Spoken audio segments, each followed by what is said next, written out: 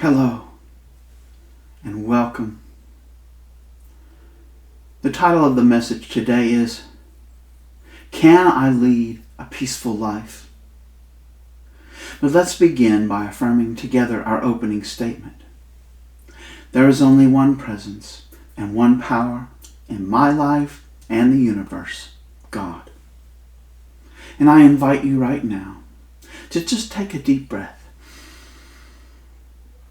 and relax your body and release that breath back to universe.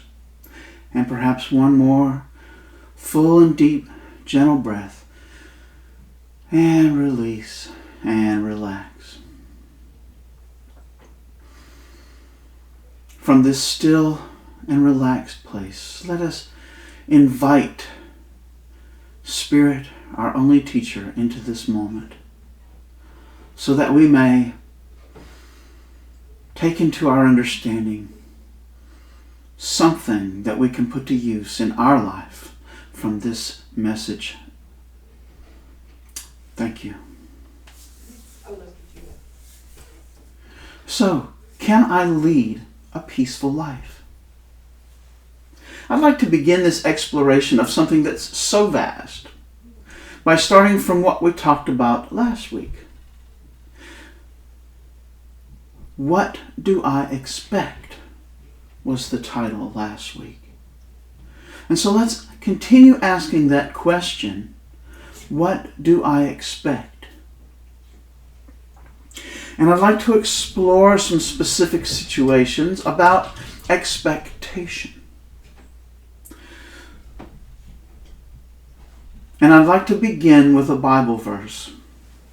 I'd like to read from the Gospel of Luke, chapter 14. And the story starts at verse 7 and goes to verse 11. And he spoke a parable to those who were invited there, because he saw them choosing places among the front seats. When he invited a man to a banquet house, let me start that verse again.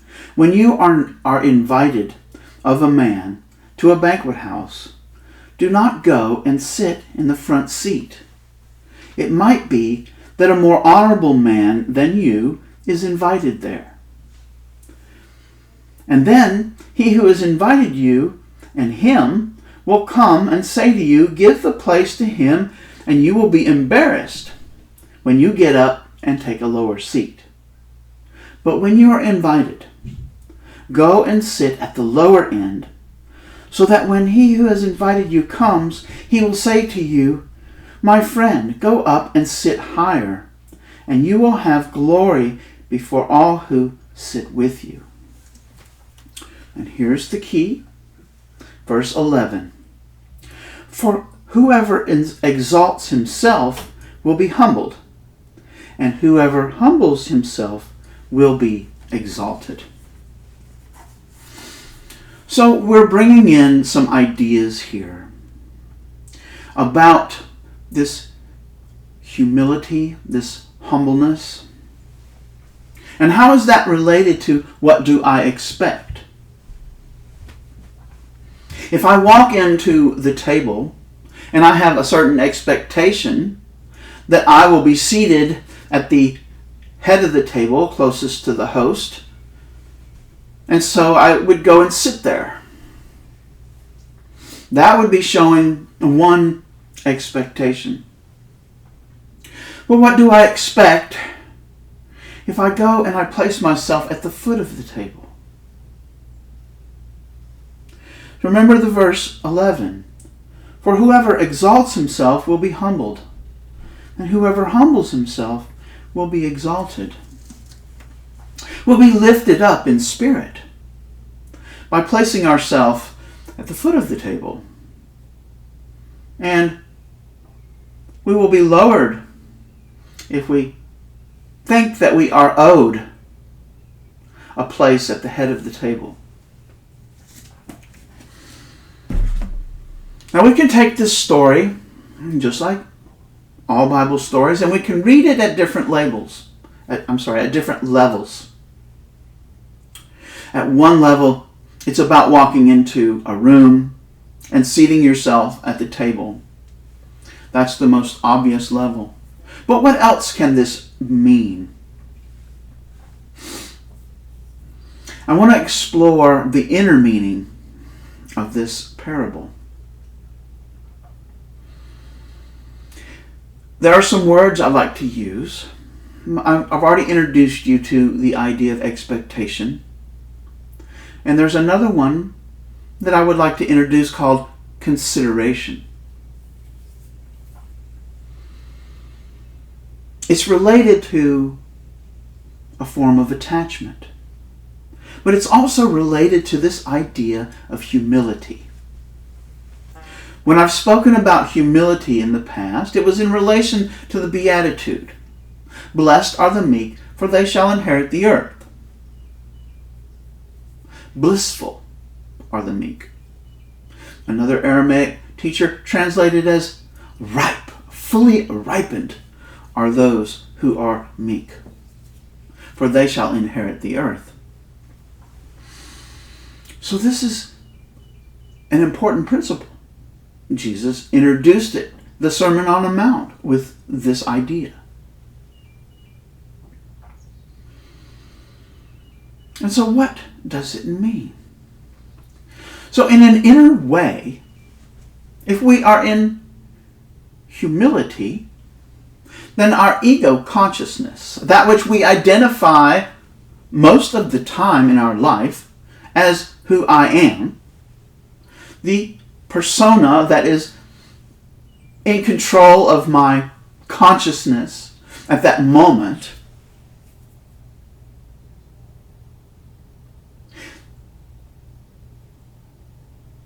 then I can look at myself and say, who is in charge of my consciousness in this moment? And in humility, it's not the persona that gets to be in charge. It's not the ego part of my consciousness. It's not my animal nature. In humility, the animal nature is subordinated to the higher nature of the individual, the essence of who we are. In the Gospel of Thomas, there is a teaching of Jesus about a lion who is subordinated to the man, or the man who is subordinated to the lion. And it's about this animal nature. Do we eat the animal nature, and so the animal nature becomes a part of us, working in harmony, doing what it's to do in and all around the essence, so that the higher part of us, the man, is in control of the animal. So that the human nature, our perfect humanity, is the one who is in charge. And this is humility. Or is it the other case, where the animal nature has become dominant, it sits itself at the head of the table, where it might be displaced to the lower end of the table by the host? The opposite of humility. I've been told a joke. I was wrong one time, but I was mistaken. And that's a surface look at an arrogance where humility is ignored.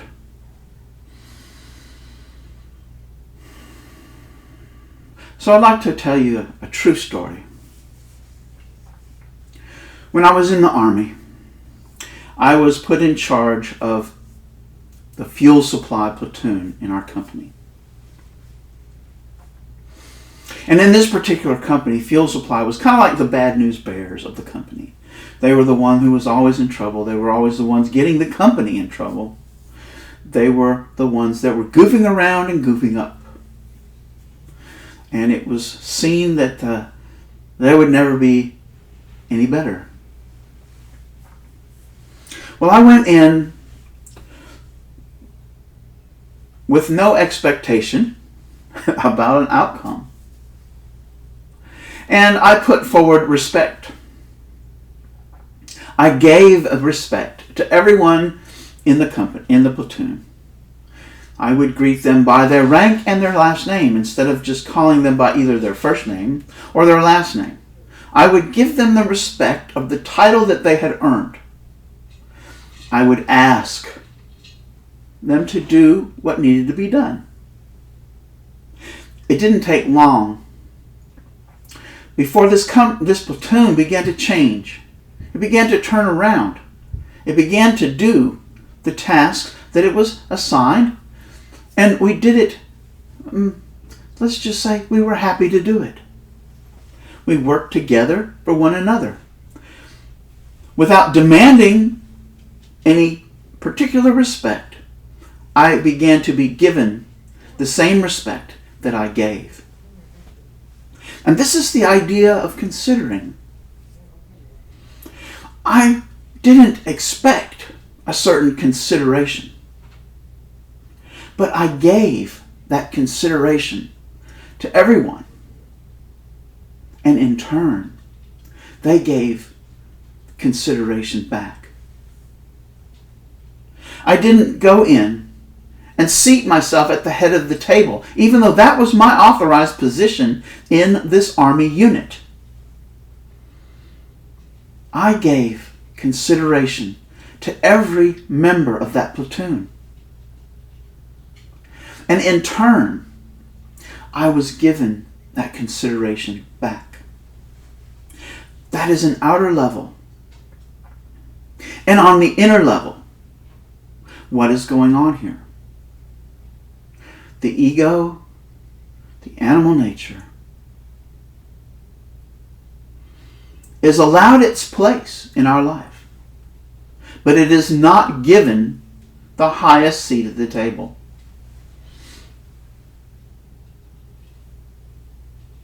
The consciousness in humility gives the highest seat of the table to the highest part of us, our Christ nature, our most fully realized human potential that is born in us, but that we subordinate through our education.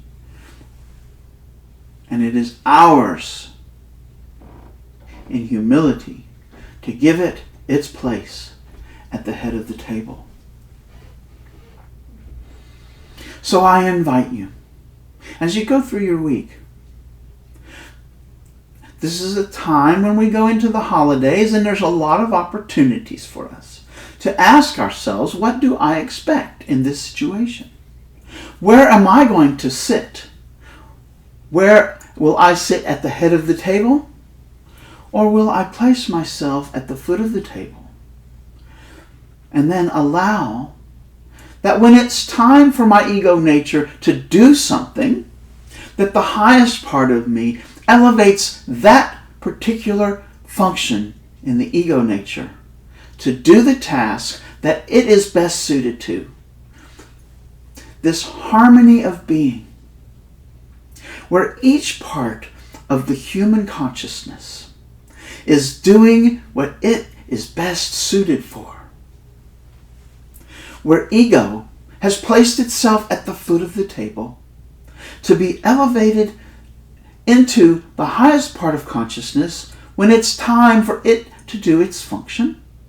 And then it sits down at the direction of our highest nature so that another part of us may perform the next function. All at the direction all in harmony with the highest part of us. You can watch this in your inner life. You can watch this in your outer life. So I ask you to ask yourself, what do I expect right now? My prayer is that something from this message today will strike a chord with you, will strike a chord with the highest part of you, and allow you to take one baby step forward in your spiritual growth, or perhaps even a giant leap. I thank you for your attention today. I'd like to close with our prayer for protection. The light of God surrounds us. The love of God enfolds us. The power of God protects us. The presence of God watches over us. Wherever we are, God is. Thank you.